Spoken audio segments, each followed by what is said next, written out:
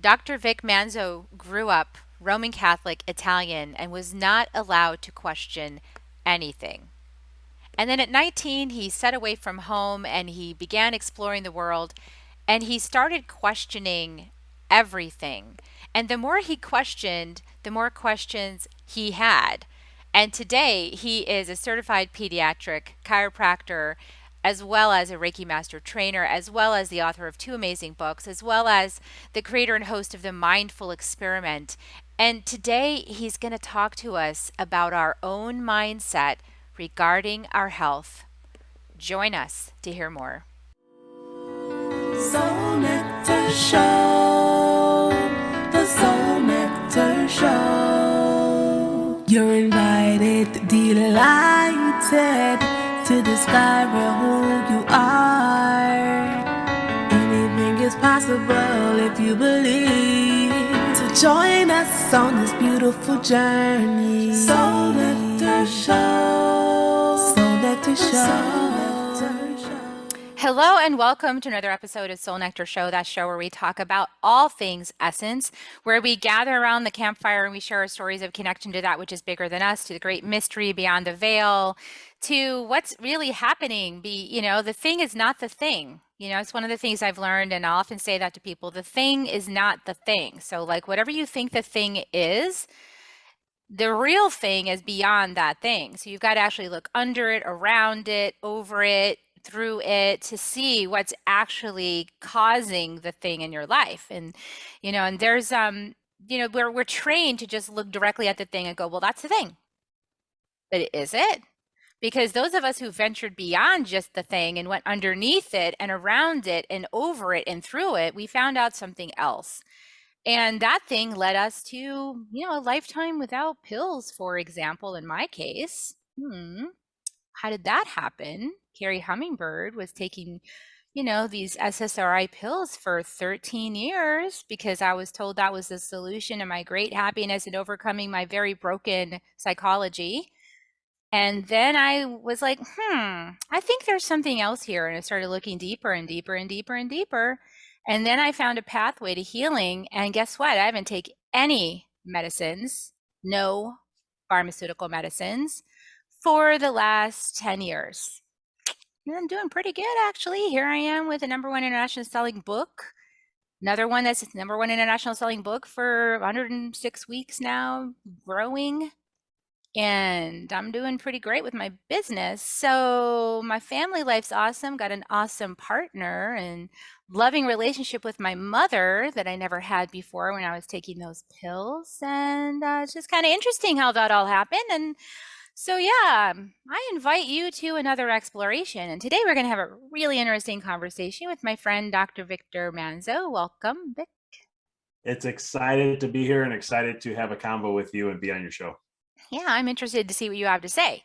So, Dr. Vic is a certified pediatric chiropractor, certified chiropractic wellness practitioner, transformational mindset coach, inspirational speaker, influential author, and a Reiki master trainer. He's the author of two books, Rediscover Your Greatness and A Walk in the Dark. Dr. Vic is the creator and host of the Mindful Experiment, and I'm actually got an episode coming up on his show, so I'll put a link in the show notes to that if I'm able to. And his podcast is all about things related to mindset. They got over 24,000 downloads per month. That's awesome. People are interested to go beyond the thing. Dr. Vic, right? You want me to call you Vic or Victor? What do you want? Don't matter. Yeah, don't matter to me. Whatever works for you. Okay. Whatever's easier. So, Vic, tell me, where did you begin your own wake-up process? My wake up process started, when I was 19 years old, and I went to, was moving away to go to Arizona State, and it was really more of a self discovery. I chose to go far away to challenge myself to, I come from an Italian family, so mama's boy, been with the family all the time, every week having Sunday dinner at grandma's. I mean, that was my life up to that point. And I said, I need to get out of this. I need to see something different. I need to experience something different. So I went to Arizona, which was about 3.5 hours on a flight. I live in Chicago. And it was one of those things where I started challenging things. Before I couldn't challenge. I couldn't ask questions religious wise, because being Italian Roman Catholic, grown up that way, I was just like, this just never, something always in my stomach never settled. It wasn't right. Something just wasn't right with what I was learning. And, but I couldn't ask questions. Anytime I did, I always got shame and guilt. So I was like, okay. But once I moved away, I was able to have my own exploration, start to ask questions and start to seek and look for research and try to see, okay, what's the truth? I can study other religions and not be shamed by that. So I started that journey, and it was an eye-opening experience to see what I learned through Buddhism and Hinduism, and I tied all those together. I was like, okay, is there a commonality to the stories? Is there a certain message, and is what I really feel about the heaven and hell and Satan and everything that the Catholics teach? Is there something else? Is there something deeper? And there's just something missing. And I started to see things over time, and I was just like, oh my goodness. And when I started that journey, it opened my eyes to say, well, if this is what's happening here, and I've been told this all my life, what else in my life that I've been told that may not be true? And I started to look at other facets of my life and saying, okay, well, how about in my health, or how about in this, or X, Y, Z? And I started to challenge the system. And it just, every time I did, it was never what I thought it was or what I was told.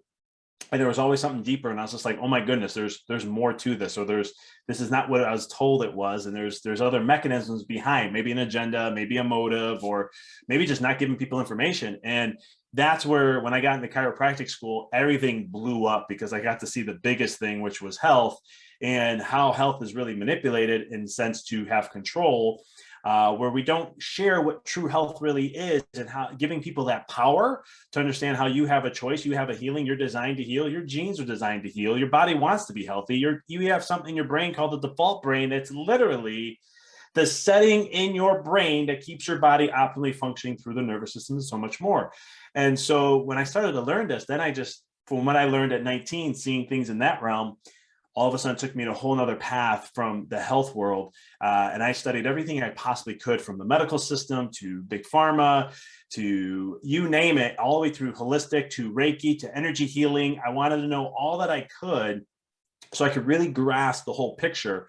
And then so I can understand more holistic healing. So that was kind of my journey. That was the beginning. Those were the big ahas for me, that really put me on the path now to where, like you were saying, the thing is not really the thing. I've learned in life that nothing is ever what it seems to be.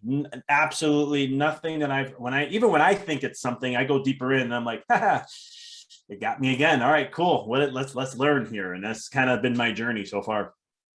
Yeah, that's awesome. And the fact that you said you wanted to learn everything you could possibly learn about it, and you wanted to expand your mind, right? So a lot of times what we see happening, and I see it in all communities, like I see it in the light worker community, I see it in mainstream sort of ideology, where it's like we just want information that confirms what we already know. And the path of power is actually to embrace it all, right? To go through what's called cognitive dissonance, and I'm sure you know about that. To go through the cognitive dissonance, to like research and understand different perspectives and different information, and then have that holistic view you talked about, which is way more empowering than like trying to stay focused in one narrow area of belief. Can you talk more about that? Yeah, I think that's one of the things where, I always wanted to learn both sides of the story. There's always there's two sides to every coin. And it's one of the things, like, coming from the chiropractic world, we've been very attacked by the medical system since our existence in 1895. I mean, we've been a threat to the system.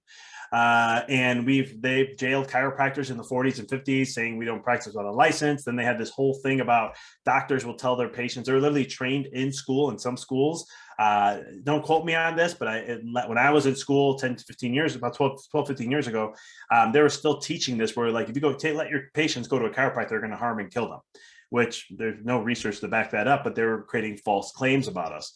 And it's one of the things where, for me, I could have got very angry. I could have got very upset when it came to that perspective. But I want to understand medicine and its purpose too, because one thing I learned in life, everything has a purpose. If it didn't have a purpose, it wouldn't exist. That's a universal principle. Nothing exists out of a desire. It's always a need. And so I was like, okay, well, then I have to look and understand, why is something there and what's the purpose, so that I can really understand the whole aspect of things. Because in today's world today, we're so polarized in so many ways that we don't like, even if I talk to someone who is 100% solid on, you know, their position and they're not open to anything else, I'm still going to be curious and say, okay, now why are they closed-minded? Why won't they want to learn more? What is it about them in their life that's, what is it, a fear? Is it a worry? Is they, you know, because there's something about them that's keeping them in that state, rather than saying they're evil or they're this type of person, let me throw a label on them, let me create the divide. Instead, it's like, I want to understand the person so we can understand their mechanisms and their mindset and how they're seeing things. Because once we can do that, we can come closer to understanding, even if we totally disagree. And I have medical doctors who I respectfully will be like, I 100% disagree with what you're saying. But at the essence, that's your opinion. You have your right. And just like I have my right, let's just leave it there then if we can't come to an understanding. But it's the depth of, for me, it was always, I wanted to know the deepest layer of what's going on, so that the better I do that, the better I can explain things to my patients, to people in the public, to have a deeper understanding of what may be going on. May it be in health, may it be in energy healing, maybe even mindset. That's even the other avenue I went down. Because when I got into chiropractic and started my business, you're always told, like, this is how successful is. This is what you have to do to be a successful chiropractor. Here's what you have to do, right? It's kind of the telling that I grew up with, like, this is your path and this is what you have to do. And I did that, and it helped, but it didn't get me to the fulfillment side I wanted to get to, or into the levels where I want to get to. And then I had to understand and break the mold and say, well, what's my path? What's my journey? What is it I want to create? And going down that path really created more fulfillment for me, because I was bringing my essence to the world, which is what, you know, which I teach everybody, or I work with people. I try to get them to do that because we need a lot of that in this world today. You know, one thing that you said I want to bring us back to is you said you'll have conversations with medical doctors who will give you their, you know, their opinion, right? And you said you called it an opinion. Now, I think a lot of people and a lot of people's mindsets, they think if it comes out of a doctor's mouth, it's just a fact. Like, if it comes out of a doctor's mouth, it's a fact instead of an opinion. But I've been actually looking deeper underneath this and for myself and going, because that's interesting. Because I had a doctor tell me, like, as a licensed psychotherapist, psychiatrist, or whatever, tell me that my only path to healing in life was to take this pill the rest of my life. You know, and that I was essentially broken, and that the only thing that was going to make me like culpable to deal with would be to have this pill. And at some point, I had enough of that. Like, I was like, I'm not buying that. Like, I think there's something else. And I started going, and I learned from the Four Winds Light Body School and a lot of other shamanic teachers. I started studying different things. Like, I'm sitting in a room with Bruce Lipton presenting to the audience, and Dr. Alberto Villaldo and Greg Braden and all these luminaries in the transformation space. And I'm in this audience surrounded by people that are like microbiologists and neuroscientists. And I'm in the middle, right? Like, just a mom, you know, that had this diagnosis and wants to heal. And I'm like, wow, like, you're telling me that I'm bigger than this. Like, I'm not what I think I am, and that I have a pathway to healing. So that's just a context to say that what I've realized, I believe, and I want your opinion on it, is I think it's the underlying foundational beliefs that drive how we look at science. So if we believe that we show up in this world unequipped to deal with life, and that we need something supplemental outside of ourselves to even stay alive on this planet, that's one perspective, right? That would drive a whole lot of research and science and everything else, a perspective that would form from that underlying belief. Versus if we have a belief that our body has everything we need inside of it, and that being part of this earth is automatically our birthright, and that we're healthy right from the get-go. If we have that perspective, we have another whole set of conclusions we're going to draw. So isn't science really starting off with some premise, some idea, and then building on that? Yeah, I mean, science is always changing, right? That's why I get very annoyed when you hear the public say, oh, science is settled. No, that's not science in its essence. The philosophical aspect of science is you test something, you continue to test it, and you keep testing it until it's not true anymore, or unless it is true and becomes a law, and then you keep going. But if it's not, then you prove that it isn't, and you continue to learn. Where, you know, what you're hearing in the public when it comes to like COVID or other things like that, oh, the science is settled already. This is very common when it comes to vaccines. In the vaccine world, they'll say, well, the vaccines work, the science is settled. Well, hold on, that's not true. We need to challenge that, because there's if you're not challenging things, then things don't get better. then it allows it to kind of escape a little bit and have a way to, it's like politicians. If we don't challenge our politicians, well, this is like, then you get a very crappy government. And so you always have to challenge the things. And that's what science does. It's like, oh, this works. Okay, let's see how that works. Let's look at that. But you brought up something that was really powerful too, and it's beliefs. When you have a belief to something, that's going to determine your behaviors, right? If you believe that you are fragile, this is what most medical systems, I don't know about the new medical doctors coming out in the world now, can't speak for them, but I know the normal medical model is that, well, you're broken in some way, and we have to give you a chemical to alter that to fix you. And if it doesn't work, then this is your life. You're broken. It's your genes. That's the parameters of how they go.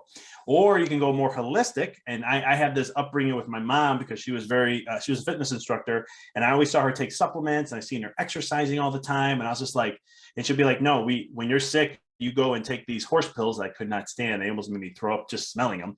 And she's like, you got to take certain teas. You got to take care of yourself. Here's natural herbs you're going to take, and we're going to help your body heal naturally. But that built a belief system, and you say, I don't need a drug. I don't need medicine. I need something natural that's going to help me. And so then you have that belief system, then your behavior becomes that. And you look at it saying, well, my body has it. I just need to support it. And so it really comes down to that perspective. And when you look at doctors, when they talk about science, people have to realize that you always got to remember who's informing them, because in this world we live in today, anybody can come up with a study. Anybody, you can create a study for anything. And you can manipulate it any way you want. A lot of stats are manipulated in many ways to portray to the public, because the public is not taught to how to read research. So they just see a study and they say, oh, the study said this, so it must be true. But if you look, I always tell people, trust someone or somebody who knows how to read studies. That way they can read through the methodology, the processes. How did they do the study? What was the pluses and minuses? Because when you really get into the bottom of it, you can't cover that part up, and you'll all of a sudden go, this is a crappy study. Or who's funding the study? I always tell patients when I teach them about science studies, I always tell them, pay attention who funds it first. Because if you got a pharmaceutical company, or even, it doesn't have to be pharmaceutical. Let's say we do a study on milk and the whole milk industry is funding it. You can't trust that study because there's too much financial interest. So it's one of those things where I look at when it comes to the whole perspective of things. And, again, if we're not challenging the system, then we're going to end up having a crappy system, just like in anything else. Yeah, thank you so much, because that's true. I mean, the research studies are, first of all, they're hard to access, they're hard to interpret, and it's hard to know which ones to trust and believe. And so is it no wonder that most people without this kind of background, they go on what they see on the news, because they may also make an assumption that what they're seeing on the news is factual, because doesn't that what reporters do? They go out and they look for factual information, and then they're supposed to report it back to you on this really factual, neutral broadcast. But like you said, then if that television station has a major advertising revenue coming from pharmaceutical companies, doesn't that create kind of an uncomfortable situation for the station managers to decide what things to reveal on the television news and what stories to kill? I mean, it's kind of like it's suspect to me. In my mind, that's how I think. I go, wow, that's being funded by this company, and so now, of course, they're not going to publish any data about that. That's because that would be bad PR. Oh, totally. I mean, if you look at funding in just the major media corporations, 93% of their ads come from big pharma. So they have to share things that only support their big funder who are paying for these ads. I mean, you look at, like, with COVID, what doctor talked about on mainstream media, talked about vitamin D or zinc, or talked about other things outside what they've been pushing this whole entire time. And that goes on either spectrum of the news. You can look at CNN or you can look at Fox News. They're both pushing the same thing, regardless of their agendas and how they share the news. And it comes down to, like, and then of course we start talking about this, and then this episode is labeled conspiracy theorist, right? And I like to call it savvy human being looking at people dynamics and how money influences things. Rather than conspiracy, it's like, why don't we just actually look? I mean, I've been in marketing, let's say that. So I've been in high tech in marketing. And I have been in those private conversations about the technology. I've been in those private conversations where the executive leadership's trying to figure out how to spin something that a competitor is saying. And so then we're going to put out some information marketing in order to spin people towards our perspective. and away from the competitor. And so I'm aware about spin and how marketing works. And I'm not in one of these companies, these pharmaceutical companies, although I do have clients that work in them at director level. So I do know people that are in the industry. I'm not just like, this is the other thing is like labeling people, right? Like if you're not willing to listen, then don't listen. But if it's nagging in the back of your head that you actually should have listened to that, then maybe you should go back and listen to it and see what pieces you can take out of it for yourself, right? I mean, this is really, I believe we're in a time of sovereignty, Vic. I feel like we're being called up to sovereignty. We're being called up to find our own answers, to figure out in our own way how we know what to trust and not to trust. So what's some information you share with your people about how they figure that out? For me, I mean, so a lot of times when I share stuff, I will go through, let's say it's a study. I'm trying to think of there's a few of them I can go down the path, but let's talk about let's say colloidal silver. When COVID first came out, I said, okay, what kind of virus is colloidal? I mean, what kind of virus is COVID? And COVID was a single RNA virus. I said, oh, great, colloidal silver should work. For those who don't know what colloidal silver is, it's something we used back in 1900. What it was is it's silver. Silver is naturally an antibiotic, like a natural antibiotic. It's antifungal. And so it kills up to 650 different types of single RNA viruses and bacteria. And so what happens is when you see a virus that's a single RNA, most of the time colloidal silver is going to stop the respiratory effect to it and replicating aspects to the virus. So that was just a theory at the time. And I told patients, I'm like, this could work. Don't know for sure because I have no financial interest. I always tell people, would you trust someone who has financial interest in what they're sharing, or would you trust someone who doesn't? When I share my information, I have no, what if I tell a patient that, besides selling colloidal silver, which I don't make much off anyhow, it's just educating. But then a study came out and I looked at the study and it lined up everything that was true. Or, so when it comes to certain things, I kind of show what are ways that you can look at a study. Don't buy, always number one, look who funds it. That's the first thing. So you can disseminate right off the bat what that is. And then the second thing is, it's kind of tough to look at methodologies and process, especially when you're reading words that are very big and long and all these hyphenations and all that. But it's knowing that, for me, I try to be that filter for my patients and people I share this with is hey, here's the big part of the study that you want to focus on. So I help them kind of just see what needs to be seen, not trying to cover up anything else. But that's kind of the ways I kind of do things. But when you're looking at studies overall, you always want to make sure that the first thing is going to be the financial interest. That you want to get that out of the bat right off the bat. And then the second thing, what are they trying to accomplish? Because the gold standard in medicine for studies is a double-blind randomized control study. And that's the gold standard of how they test. And so what happens is that you can take something, let's say, for example, in one of my trainings, we talked about this, water. We all know water is really good for plants, right? But you can use the study. This is how they manipulate. They can use a study and take wilting plants and they can give it water. They can give a wilting plant and then give it nothing. And then they'll have another group where they can do, orange juice or something. And what they'll do is they'll look at each or let's say one gives water and one doesn't get water. Does water help the plant? And so when they look at these wilting plants, at the end of the study, they can go, well, guess what? At the end of the study, we found out only 20% of the plants got better with water. And that's not really a high enough significant statistic to show that it does help. So we know based on our study, water does not help with plants. It's not good it doesn't help plants thrive. And they can do the same study with sunlight. They can do the same study with nutrients and all that. And that's how, with that methodology, they can disprove something. Just whatever you want to, I can go down a whole path, but there's tons of things that they use that for to counter things that work. And again, just looking at the methodology and things like that. Yeah, that makes perfect sense. And I happen to know about the intention experiment.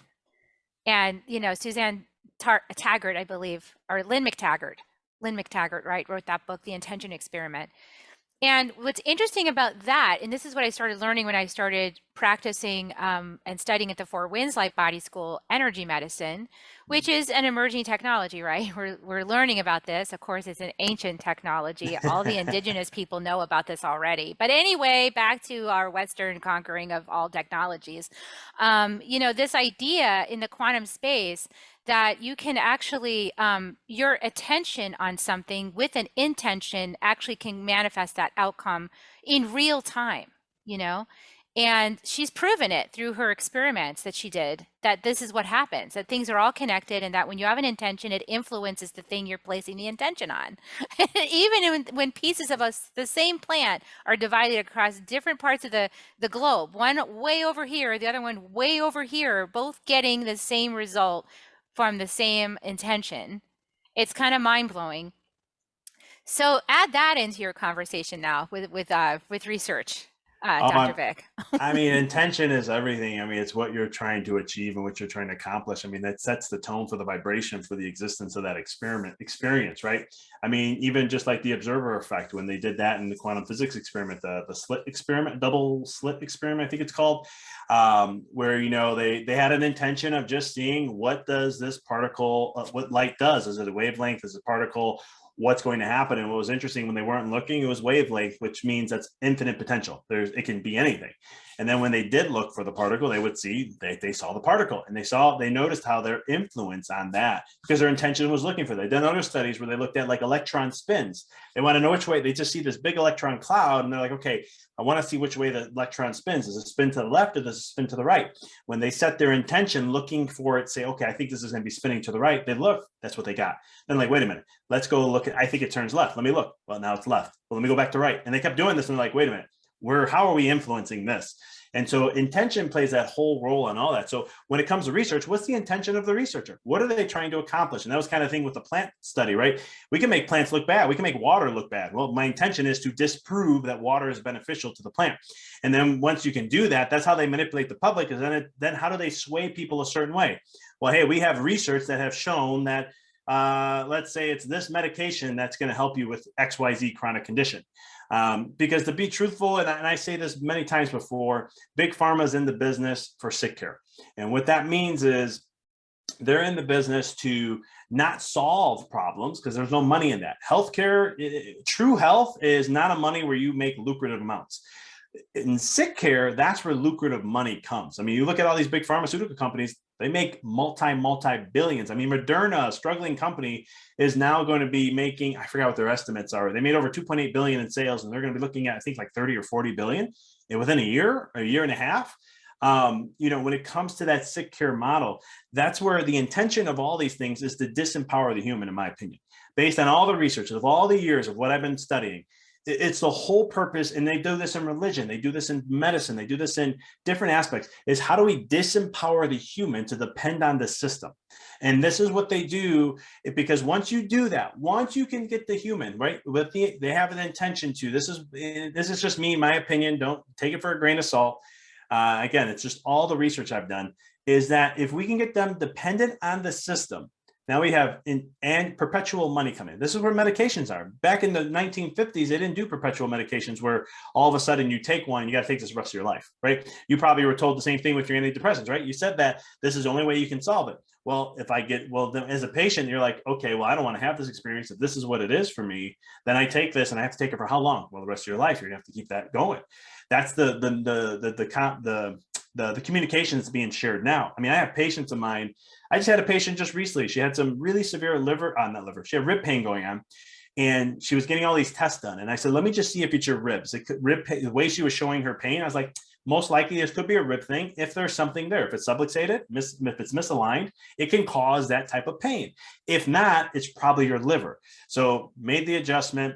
I said, let me know you're on your next visit. You should feel some relief. It may come back, but it shouldn't be as much. She comes back. She's like, it was good for a day, but it came back. It's the same thing. I can't sleep at night. It's around this time. I was like, it's your liver. She had her gallbladder checked, all these scans, all this stuff. Everyone said, well, everything shows clear. Your blood's fine. Everything's fine. I was like, it's your liver. She goes, how do you know? You're telling me it's your liver, my liver, but yet the medical system's saying there's nothing wrong with me. I said, well, you still have something going on. And based on what you're telling me, here's where referral pain goes, which means sometimes if you have like a gallbladder issue, it could affect your right shoulder. And so I was like, here's what I recommend for you to do. And then I want you to do this for at least a month. I tested her out, make sure what she needed. And all of a sudden, about a week in, it dropped about 20%, 2 weeks, 50%. By the end of the month, she had no more pain. She goes to see a specialist, a liver specialist, tells her what she did. And the liver specialist is like, no, that's going to damage your liver. That's not good for you, because she was taking milk thistle and some other herbs. And then I was like, eventually you want to do a liver detox once you cleanse this, because you got a lot of congestion in the liver. And he's like, liver detoxes are horrible. And so here's a medical doctor, right? A specialist, one of the top, I get this all the time.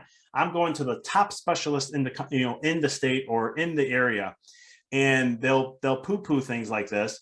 And then I am always like, well, let's understand, where's their information coming from? What studies? This is what I always recommend. Ask what studies are showing to. Instead, I'm not going to ask you to read the studies. You give me the study. I'll tell you what is good or bad about it. And then from there, let's see how much nutrition experience do they have? Because medical doctors don't get any nutrition experience, if anything. I hope I'm answering the question with all this, but No, yeah, it's a lot of shocking stuff, I'm sure, to people. It's not shocking to me, but I think anybody listening who hasn't been down this road themselves with some kind of immune challenge or something like that, where the medical system said, well, we don't know, but take this pill, and it's because they don't look deep enough. They just look at the thing, they put a pill on it, and then they walk away. yeah. Well, it's just like with statin drugs, or I mean, my specialty in my office is pediatrics, because there's a whole industry in pediatrics. They've been trying to get to pediatrics for the longest time, and now they did me. Besides the vaccines, not that I'm an anti-vaxxer, so don't put that label on me. I'm just to clarify, I am pro-science. I study these things in and out, and all these other aspects. But even medications, I can't tell you how many times baby's constipated, boom, Miralax. And then I have patients come in 6-8 months with Miralax. And I'm going, did your doctor educate you on how long they should be actually on that drug? And they're like, what do you mean? I'm like, go read I'm not going to tell them, and I know it, but I'm like, go read the insert and see how long they're supposed to be on this drug for, and then when they're supposed to take a break. Because sadly, these kids are on it for such a long time, way beyond what they're supposed to. And it's like, have they talked about other opportunities? What about nutritionally? I mean, chiropractic is what I do first, and then we'll, if it doesn't clear out on its own, then we're like, okay, we got to add some other things besides focusing on the nervous system. But it's one of the things where, it just becomes this kind of thing where it's a blanket thing, and then they get these kids. I mean, it's sad when I see certain kids on like 5-6 drugs. I'm just like, oh man, this is a developing nervous system. This is a developing body. What does that do? And all these other things when it comes to that. Yeah, I think that, it's each person's journey, and it's each person's journey of what? Of deciding what information you're going to consume and let lead your life. And I'm about empowerment, I empowered myself, and I hope to empower other people to start tuning into, I like to call it plug into Mother Earth, like plug back in to the bigger thing that you are. Realize you're more than just this little body and this experience, and realize that you've been programmed. And that's an uncomfortable thing for people to realize, like how programmed we've all been by the belief systems of our parents, by the belief systems of our culture, by advertisements on TV, by these regulations. Like, for example, you talked about not being anti-vax. When I was a young mother, I didn't know anything about it, so I did what they said. I brought my baby in and held my baby while they put all kinds of vaccines in my baby that I didn't even know what they did. And I trusted that was for the best, of my child. And, I certainly at this point am not going to go back and say, make any stories about it not being the best, because they're in my kids, so I have no desire to like discredit or make stories about vaccines being terrible, because they're inside my loved ones. And so I would like to see them be effective. And at the same time, I have severe concerns about all of it.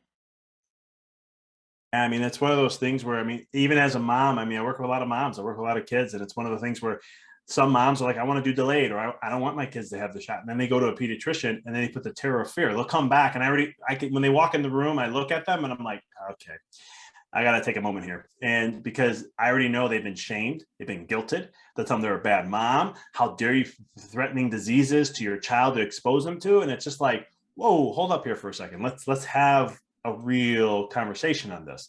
Like, if you choose that's your choice, if you want to do that.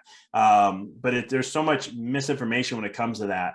Obviously, I mean, I had vaccines when I was a kid, but it's one of the things where my mom didn't know any better. She looks at it now and goes, I wouldn't have done it, now of what I learned over the years.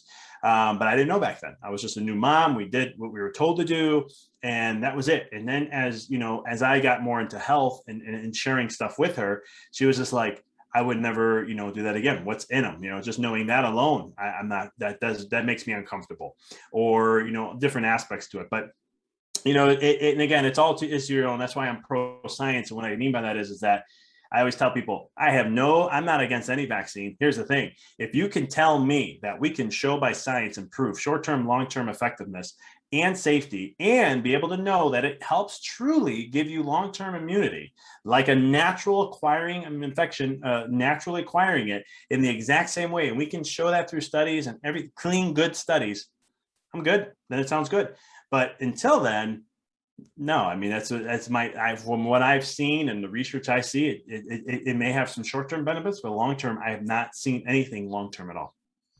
Yeah, that's really interesting. And, looking for that data, looking for that supporting evidence is challenging given all the things we've already mentioned. And so my audience, a lot of people are like on the fence, or they're already decided, I don't want this chemical warfare in my body. An interesting thing that I want to say about that is because, again, I'm not making stories because I love my children and my mother, and they all have the vaccine, right? So I shy away from any kind of doomsday stories about things like that because I want them to be healthy. And so therefore that thing better be working, because it's in my family and I want them to survive.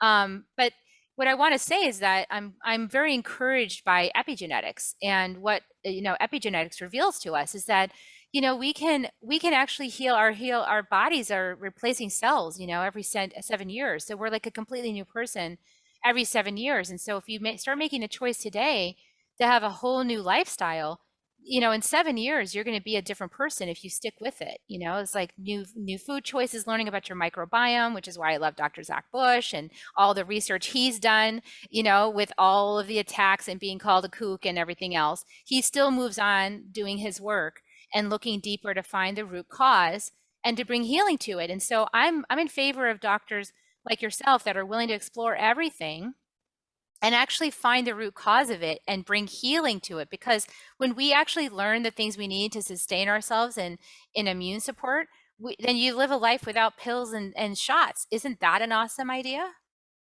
Yeah, I mean, when we have the potential to do it, we've done it before. Like back in the day, my mom used to have measles parties. And, the thing about her now is they found out that people who acquired measles naturally on their own actually have anti-cancer benefits now in their immune system. Here's some new studies that are coming out showing like, hold on, wait a minute, we may be doing this wrong. And it's one of the things where you look at like chickenpox, for example, right? That's a big vaccine that's out now for kids. And when you look at it, well, it works, right? Kids don't get chickenpox, but guess what they do get? Look at the high rise of shingles. Just look at the stats of shingles, because we're going against the way nature was designed. And so I like chickenpox as an example because I went to I had chickenpox as a kid. Me too. Right? Great thing to have, a little scratchiness, nothing going to be, you're fine. Nothing, you'll survive it. But what happens is that now when I have children and when my children have chickenpox, my immune system is going to pick up and know, hey, chickenpox is still around. Guess what? We're going to recreate that immunity and we're going to build it up for another 25 to 35 years. And then when I become a grandparent, I get exposed to chickenpox again. Guess what? My immune system remembers this. It's a living, intelligent being. So all of a sudden it goes, hey, that chickenpox virus, yeah, it still exists. So we're going to go ahead and continue that immunity for another 25 to 35 years. And guess what? That's where shingles will drop like crazy. I'm not going to say shingles will not happen because you can never guarantee anything in health. But what it will do is minimize the chances of that, because I hear a lot of times, if you can Google this, the Google will not block you on this. You can Google like how early people are getting shingles, and you're seeing a massive rise. And in our community, we're like just like Zach Bush, we look back and we go, all right, so what are we doing that's messing with nature, how nature was designed, and what are the influences that are creating this problem? Because when you start asking those questions, you will find those answers, and you'll be like, oh man, we've been doing this backwards, or we've been doing this wrong. And I don't like to say the word wrong, but it's just we're going against a system that's been existing for millions upon millions of years, billions of years, that has done it right all this time. And yet now in the last 150 years, we're kind of going, no, humans are flawed. Genetics are the issue. Here's what we need to do to help them with their immune system, because the vaccines are the only thing that help. That's why they call them well visits. I can go down a whole psychological aspect when it comes to the health world and how they use terms like healthcare. That it's sick care. It's not healthcare. But that's a whole other topic. But it's one of the things where I always look at how did nature do things? How does animals do things? And then what are we doing that's going against the grain? And when we do that, I usually say that's the problem right there. And I'll start studying, okay, what we should do. And that's why, like, for example, with kids, if like there's a whole attack on breastfeeding moms, like why we're attacking moms on breastfeeding. We can't use the word natural. It's actually in a parent magazine. This is not my opinion whatsoever. They were saying we shouldn't say breastfeeding is natural because it makes it seem like formula breastfeeding is better than formula. And I'm like, there is every study in the world to show breastfeeding is better than formula. And I'll share one with your listeners. Breastfeeding is so amazing that they've done studies where they actually took, like, a baby's feeding. So there's this beautiful communication system on the nipple, and basically the areola has special receptors to pick up on the saliva to know what the baby needs. And they've done studies where they tested the breast milk during feeding, and they've seen changes in carbs, proteins, and fats during the time at the instant moment. No formula can do that. No formula can do that. Dr. Fick, I'm so glad you brought that up, because that truly was the moment I started realizing that I was more than I thought I was, is when I became a mom and I'm breastfeeding my babies and they're growing off only my breast milk. There's no outside food. My kids are like, I'm feeding them from my breast and my body is helping them to grow. That blew my mind wide open. And then I also faced all the things like you're not supposed to breastfeed in public or blah, blah, blah. And I sat they wanted me to go in the bathroom in a dirty place and feed my kid. I was like, no, I'm feeding my kid at the dining room table in a restaurant. And if you don't like it, don't look. Yeah. Not my problem. I've been feisty for a while, if you hadn't guessed. So, isn't it about running experiments? It's like, if you're being told something that doesn't feel true to you, it feels to me like be courageous enough to run an experiment on it. Like for example, I went in, I'm approaching menopause or in it, somewhere in the nebulous territory of that. And my thyroid has been a little out of whack. And I got my blood test, I got all my numbers tested, and everything looks great, except my thyroid was too high back in May. And I got referred to one of these specialists you're talking about, right? This thyroid doctor person. And he's telling me, well, diet, your diet, exercise, all of that, they're saying in the industry, that's just all lies. It's not going to work. This is what he flat out told me in a session. And I know better, because I've done my own work, I've listened to people, like amazing people, and followed the advice. So I said, okay, Carrie, it's time to get back and be honest with yourself. And so when I left that session, I said, you know what, Carrie, you've been eating a lot of sugar. You've been eating dessert every night for like 5 years because you got this new husband who's hot and he likes to eat dessert. Eating fried food. Come on, be honest, Carrie. Drinking wine again, please. Like, you went off you totally went off your protocols that you learned. Let's be honest. And so I went back on the program. So after a month and a half, I went back in, and the doctor had retested my blood, did not tell me my numbers had gone down from 7.1 to 4.65. Did not reveal my numbers to me, kept that secret, and then said, well, you're just going to have to take the pills. And I said, you know what, go ahead and prescribe that. So I let him call it in. I never picked it up. I have another session. I'm feisty. Did I say that? In 2 weeks, okay? And I know, because I've been on a 30-day reset plan, because I went even deeper. Total reset, no sugar, no gluten, no grains. Like, I cut it all out. And I know when I go back in and I get my blood test, he's going to take credit with the pills for that. And I'm going to get a really awesome opportunity to show him something different, right? Like, I love that. I'm very feisty. I think you have to be. You got to challenge the system in a way. And it's, again, going back to the challenging. Not saying, I tell my patients this all the time. I'm like, you should challenge your doctors, including me. I'm like, because you keep me on my toes and make sure I'm speaking my game. I'm keeping my A game strong. And they always go, you want me to challenge you? I don't want to challenge you. I'm like, no, you have to, because like, what if I say something and I'm kind of, excuse my French, half-assing it? And I don't normally do that, but it could happen. And I'm like, you're going to challenge me to be better. So it helps me be better as a doctor. So I appreciate that at the end of the day. But yeah, no, thyroid is one of the biggest things that my mom had hypothyroidism, severe, so bad that doctors were telling her she was going to die if she did not go on the medication. And I looked at my mom, same thing, change your diet, let's refocus your stress. Let's work on mindfulness. You're getting under chiropractic care. So I know neurologically you're fine. It's more on the outside of that we have to look at. And we changed a lot of different things, and we got her on iodine, which is some very much needed. And I told her, don't tell the doctor you're doing a lot of this stuff, not because I'm trying to hide something. It's just I know their mentality. And my mom, being the woman that she is, she's like, well, I just want to let you know I am taking iodine for the thyroid and this. And the doctor looks and goes, iodine. He's like, that's archaic. That doesn't work. We know that. And I'm going, man, did we read the same physiology books? Because there's a gold standard in physiology. It's called Guyton's Physiology. It's a huge book, over 1,000 pages. That is the gold standard of anyone that going into health, medical, being a doctor, you have to go through this book. And it tells you the physiology of thyroid. And one of the things is iodine. It needs iodine. That's how we could take I4 to I3, which creates the energy in the body. And so I'm like, there's simple tests you can do to know if you're deficient.